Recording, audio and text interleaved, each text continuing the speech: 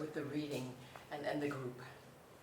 It's always a special day when we're able to come and visit one of the schools in our program and to see the children and be able to do story time with them. Because all the kids, they love to hear a story. And when we get to do that and encourage them to continue reading, even though school's almost out, throughout the summer, it's always a special time.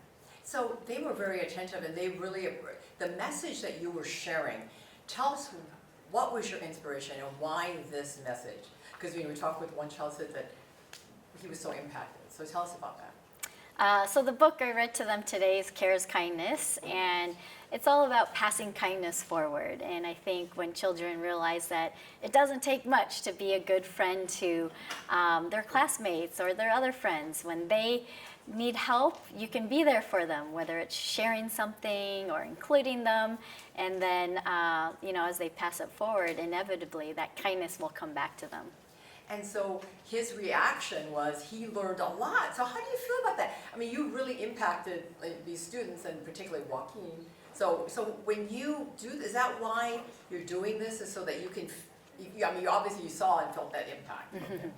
Well, I think the impact is really helping the kids understand that books have a big impact on their lives, and they learn so much from books. This book, Kindness, and being inspired by that. Other books might inspire them to become a firefighter or a teacher or something else, and it's really helping them understand how magical books can be and what inspiration they can draw from it. So that's really what our program is about. I know. Let's do that one again. That was perfect, though. So what your program is about, and why this young age? Because they're young, pretty young. This 4 or 5 years. Mm-hmm.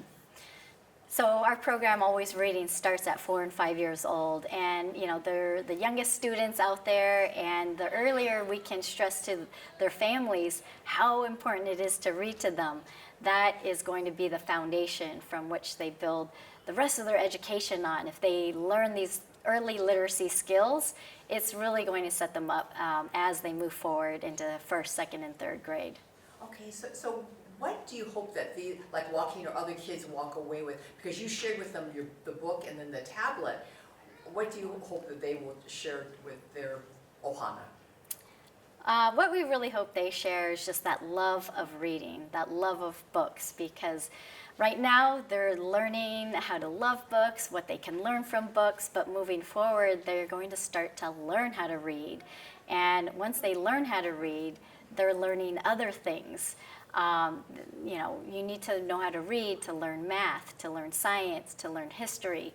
So as long as we can set them off on the right foot with the early literacy skills, they'll have that foundation to move forward and learn, everything. So tell us what's happening in Hawaii.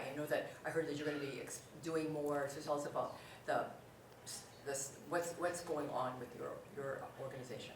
So Always Reading is continuing to be dedicated here in Hawaii. We are currently in 13 schools in 3 islands, and actually next school year we'll be in 19 schools in 4 islands. We're adding 2 schools in Lahaina and more schools in Hilo and in here in Oahu. So we're out of school. What are you going to say? We're going to have I know.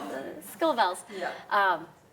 Yeah. So we're just really excited to continue to grow our impact here in Hawaii. Okay, good. So how does Hawaii compare to? Is this your main focus? Is Hawaii or other what are your other focuses as far as other states or areas? So the main focus for our program is here in Hawaii and also in Northern California. So those 2 regions are where our reading program is, and about 50-50 of our efforts are in those 2 regions. Okay, good. So walking away from today, how do you feel after reading and just kind of feeling the energy from the kids here? Today it's always a special day when we get to come on campus and see the kids in person and read to them, see their joy when they receive more books. I think that's what really invigorates us to continue to do even more and to reach more schools and classrooms here in Hawaii, because it's, that's that's what drives us. And I think seeing that positive transformation that we're hopefully bringing to these families is what it's all about. So I know you recently had your gala and you raised pretty good monies. So all of the monies that you raise go to, like, sharing all of this with the kids. Is that where? Yes, yeah. Yeah, so we recently had our annual gala here in Hawaii, and all the money raised there stays here in Hawaii, and it helps us expand the program to other schools. So it takes a lot of support to bring these resources to the students and their families.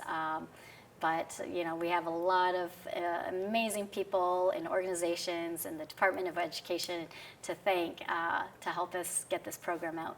And so for those who are watching, tell us, how can they help you more to achieve Always Dreaming? For more Always Dream in more schools, it's spreading the word, getting what we're doing out there, and alwaysdream.org is our website if you want to learn more about how to get involved and how to support.